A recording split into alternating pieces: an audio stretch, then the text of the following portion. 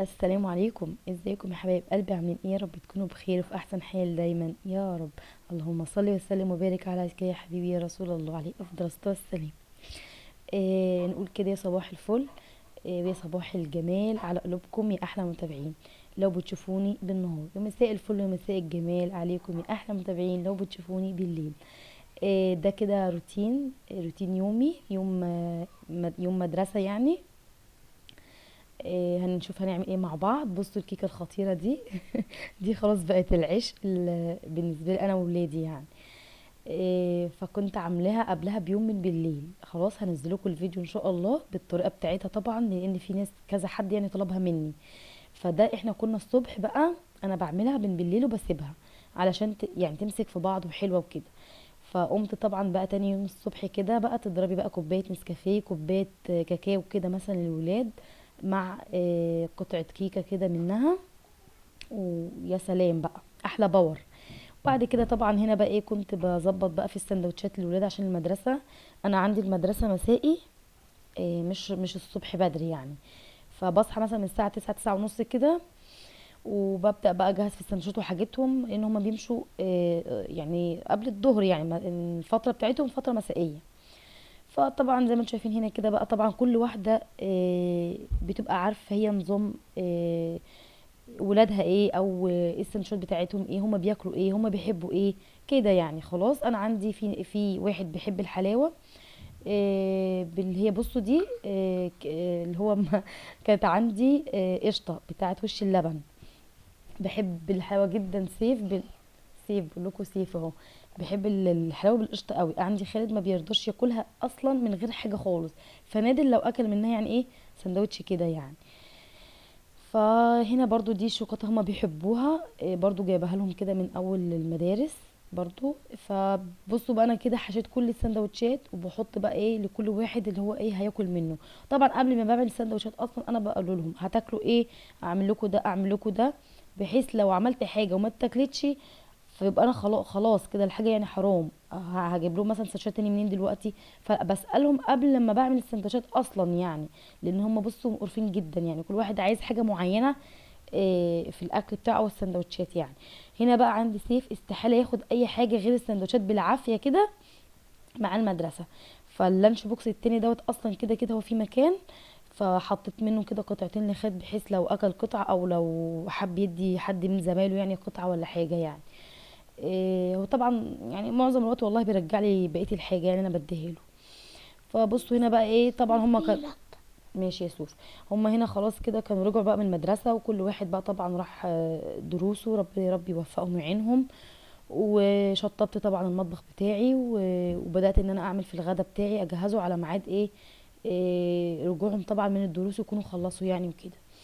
فهنا كنت بصوا بعمل لحمة، هعملها في طبيخ يعني، هعملها مش هسلقها. هو انا بصراحة بستسهل ان انا بسلقها لهم، هما بيحبوها اكتر كده يعني مسلوقه مع رز او مكرونه. هنا كان التليفون وقع عايزه اقول لكم يعني. المهم هنا بصوا بقى ايه، ببدا ان انا اشوحها كده بشويه فلفل اسمر وشويه بهارات لحمه. وبصوا مثلا حبه لورا كده، او لو موجود يعني، او ورقتين لورا كده بس. حبه اسمه ايه دوت حبهان، اسفه حبهان لو موجود، انا مش كان عندي فبحط ورق لورا بس يعني، بستكفي بكده. بحب اشوح اللحمه الاول شويه بس كده، تاخد وتدي في التشويحه دي في البهارات دي بس شويه كده. وطبعا بفضل ان انا ايه يعني رايحه جايه مثلا ايه اخلي بالي منها طبعا. وازود لها ممكن يعني شويه ربع فنجان ميه، نص فنجان على حسب. بصوا زي ما انتوا شفتوا كده اهو، زي ما انت شفتوا حاجه بسيطه خالص. وببدا ايه طبعا راح جايه اخلي بالي منها علشان تبدا تخش في السوا. هكون بقى احضر ايه بقى تاني معايا. عندي بصوا اللوبيا الناشفه دي، كانت امي بصراحه جايباها لي، هي وشويه حاجات تانية كده نواشف بتبقى تجيبها لي يعني في المواسم وكده يعني. فكنت حطاها في الفريزر، فقلت اما اجربها كده اعملها لهم، لان هم معظم الخضار مش بياكلوه.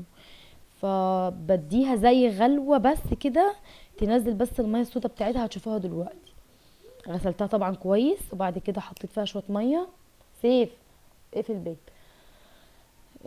وبعد كده بحطها على البوتاجاز تاخد غلوتين زي ما قلت لكم مش اكتر. هنا بصوا بقى، طبعا ما ننساش طبعا كمرة البصل بنحطها طبعا على اللحمه وهي بتتشوح برضو.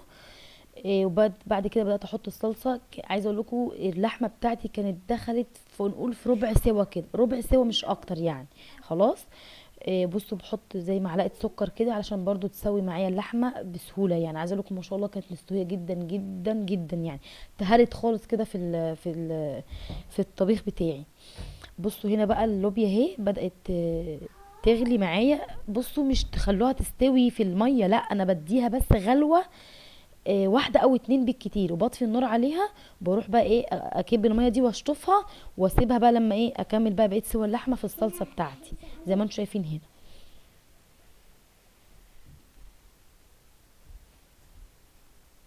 بصوا هنا بقى بحط بقى ايه زي ربع مكعب مرقه، شويه طبعا ملح. بظبط بقى هنا بقى ايه اللحمه بتاعتي دخلت في 3/4 السوا، بظبط بقى الملح بتاعها. فاهمين؟ ما بحطش ملح في الاول خالص.